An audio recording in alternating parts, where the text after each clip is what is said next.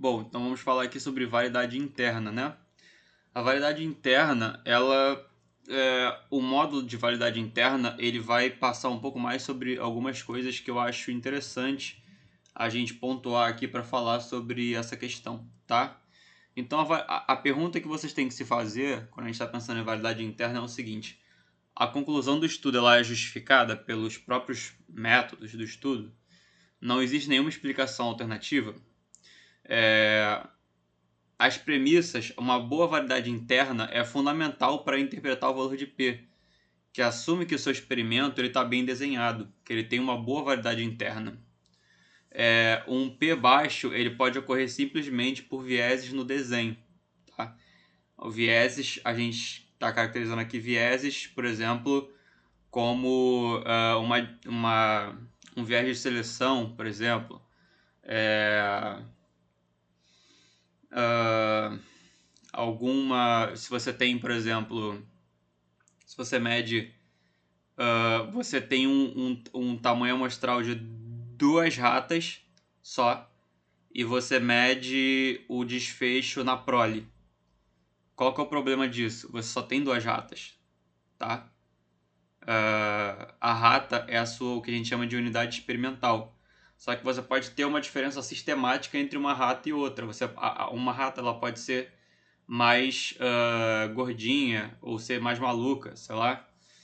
E isso seria um viés, né? O que a gente chama de confundimento. Então, isso causaria uma diferença grande entre os grupos, um p-valor baixo, mas é por causa de um viés e não por conta de um estudo bem conduzido. Então, o valor de P, ele parte do pressuposto, tá?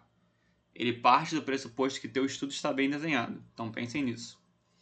Então, o que a gente faz para aumentar a validade interna? Bom, primeira coisa, o tempo e o grupo controle, tá? As coisas, quando a gente, por exemplo, dá uma droga para um paciente, por exemplo, digamos que o paciente ele tá com Covid, tá? Ele teve sintomas leves de Covid e digamos que alguma dessas drogas aí, hidroxicloroquina, enfim, funcionassem para Covid, tá? Qual é a forma de testar isso? É dar hidroxicloroquina para um grupo e não dar hidroxicloroquina para outro grupo. Fazer um experimento com dois braços, um com hidroxicloroquina e o outro sem hidroxicloroquina. E aí, o grupo com o tempo, ele vai curar todo mundo, tá? Se a pessoa não evoluir para o óbito, a história natural da doença é que os indivíduos venham a se curar, certo?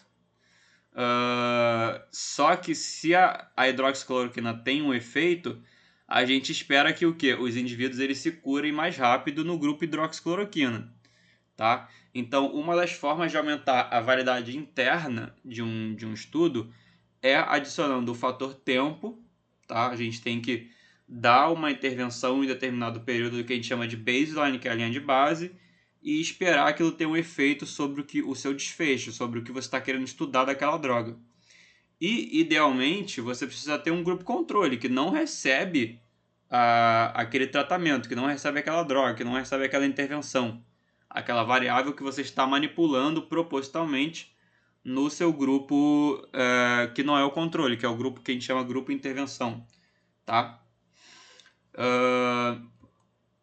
Então, aqui, né, enfim, demonstrando o cenário que eu acabei de falar, se, por exemplo, uma vacina ela é eficaz contra a prevenção de casos de Covid-19, a gente espera que os indivíduos eles venham a desenvolver muito menos Covid-19, talvez substancialmente menos Covid-19, num grupo controle de expostos ao Covid, também igual ao grupo intervenção, mas que recebe ali um controle, recebe ali uma vacina, por exemplo, que não tem efeito sobre o, o, que não tem efeitos, que não protege contra o Covid-19, tá?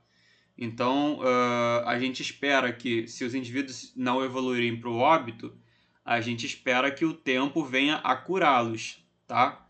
Só que se a vacina é eficaz, nesse caso, em proteger contra o surgimento de novos casos, aí já é um caso diferente, né? A gente não está deixando nem a doença surgir.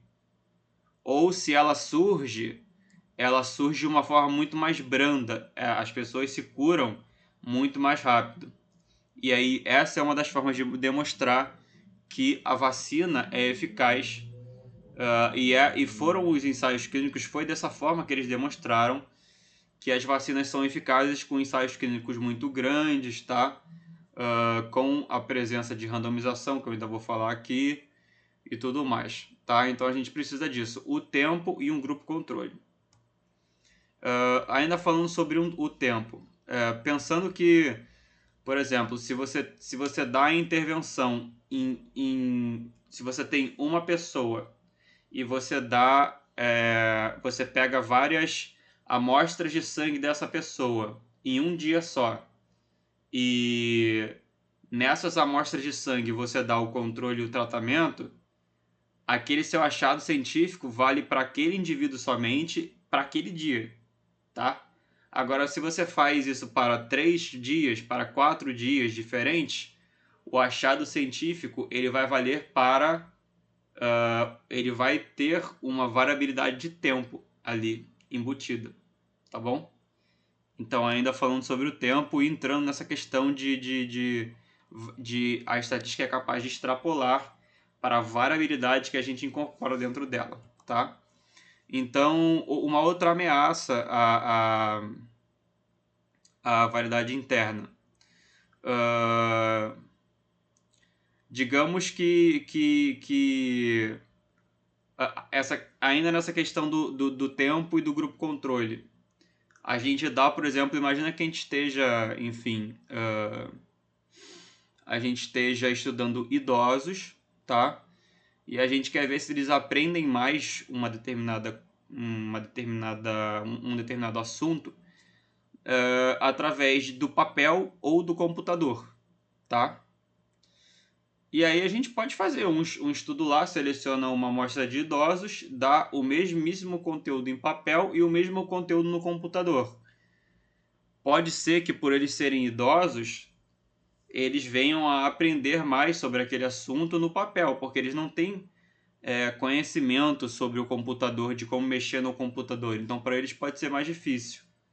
Agora, se a gente esperar tempo o bastante, pode ser que se a gente fazer 3, 4 medidas ao longo do tempo, pode ser que os caras comecem mal, não aprendendo tanto, e aí pode ser que os caras venham, os idosos, no grupo do computador, venham a se acostumar com o tempo, com o computador, e venham a aprender o mesmo tanto quanto as pessoas que ficaram aprendendo aquelas lições, aquele tópico no papel, tá? Então o tempo é importante e o grupo controle é importante.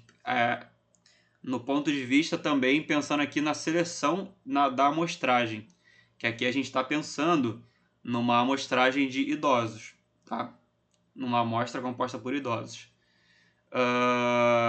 Mudanças instrumentais podem acontecer, por exemplo, se você está conduzindo um estudo para verificar, se não me engano, isso é esquizofrenia, DSM-5, se você define esquizofrenia de uma forma e no final do teu estudo a definição de esquizofrenia mudou, pode para um critério mais brando, agora para você ser esquizofrênico você só precisa de tais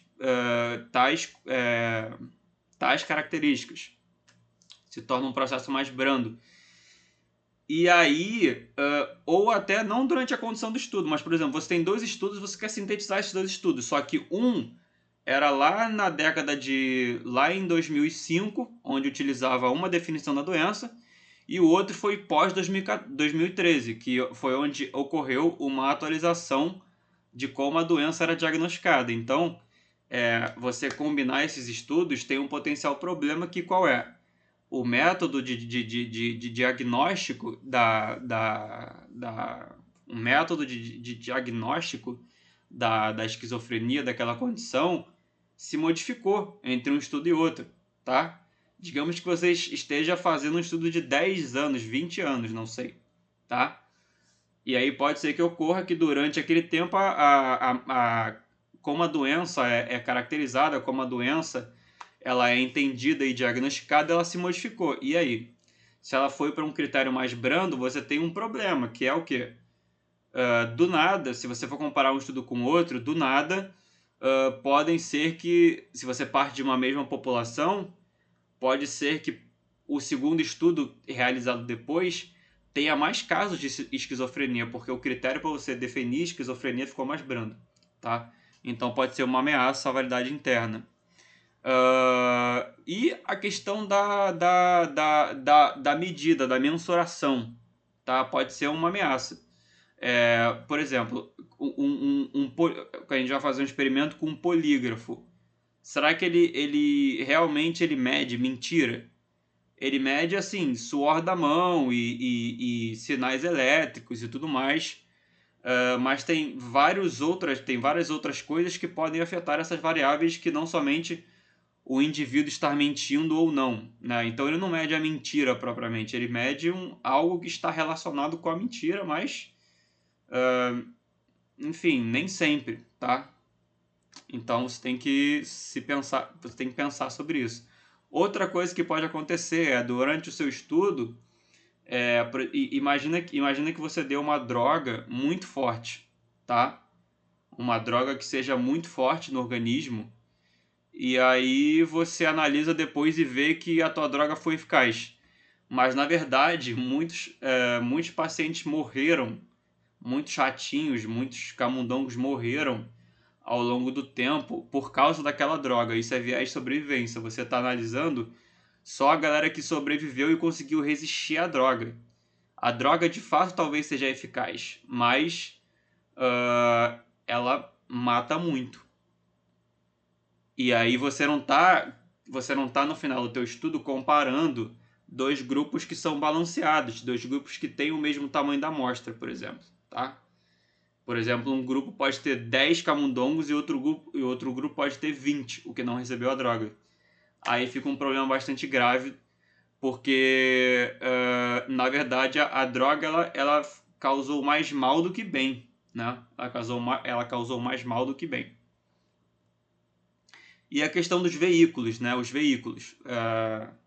É interessante também, porque, por exemplo, quando a gente vai ofertar uma droga, uma vacina ou algo do tipo, tem o veículo com que aquela droga é administrada, tá?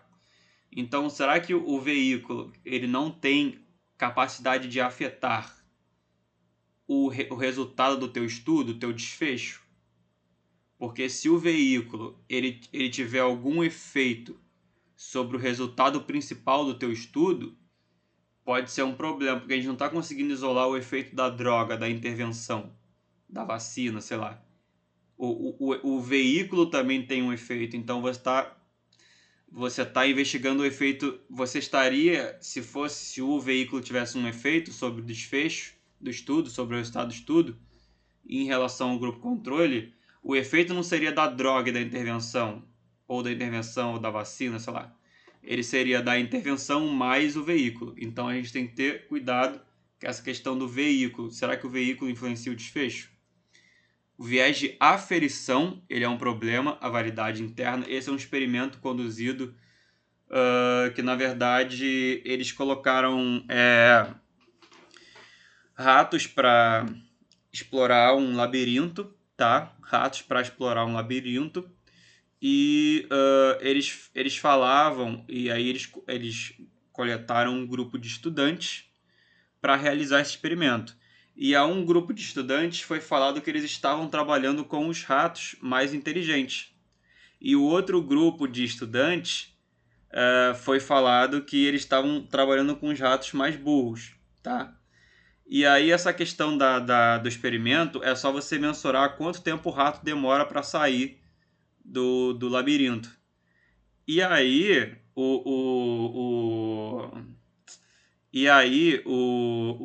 a galera que sabia que o rato era burro, em geral, teve a calcular, né, a dizer que eles demoravam mais tempo para sair do labirinto, tá? Eu acho que o experimento era assim, eles demoravam mais tempo para sair do labirinto. Acho que era isso. Uh, ou uh, ou tipo, escolher a caixinha correta, alguma coisa do tipo, escolher a caixinha branca ou preta, entre uma delas era correta, tá? E aí, a questão aqui do experimento é a seguinte: tinham ratinhos burros e ratinhos inteligentes, isso foi falado para os estudantes. Os estudantes, eles estudaram esses ratos e quem sabia que o rato era burro, marcou menos tempo para ele completar a tarefa, mais tempo para ele completar a tarefa e menos respostas corretas do rato. E a galera que sabia que estava com os ratos mais inteligentes, eles marcaram justamente o contrário, tá? Só que na verdade, todos os ratos eram iguais. Não existia isso de rato inteligente e rato menos inteligente. Todos eles eram iguais. O estudo foi feito em cima dos estudantes. Os estudantes, pelo fato deles saberem que os ratos eram mais inteligentes, eles tiveram a tendência a acharem resultados melhores para aqueles ratos. Então, isso é um viés de aferição que ocorre inconscientemente, tá? Inconscientemente pelo pesquisador. Se ele sabe, se ele aloca ali os indivíduos, vou botar aqui no grupo controle esses ratos aqui, no grupo intervenção esses outros. Se ele sabe que os ratos do grupo intervenção eles são um pouquinho, eles são assim eles estão numa condição pior, pode ser que isso atenue o efeito da intervenção da droga para, sei lá, melhorar não sei o que no rato, entende? Se o pesquisador ficar com pena, assim, esses ratos aqui que são piores, eles vão para o grupo intervenção. Esses ratos que estão com esses ratos que estão com o câncer no estágio mais avançado, eles vão receber a droga para melhorar o câncer. E os ratos que estão com câncer num estágio menos avançado vão receber só o controle. Isso é um problema, porque o cara, ele na verdade, ele vai atenuar o efeito da droga, porque na verdade é mais difícil curar os que... existe uma diferença sistemática entre os dois grupos. Um grupo está mais grave do que o outro, tá? E aí acabou, ferrou a validade do experimento, tá? Então sobre validade interna era isso que eu tinha para falar.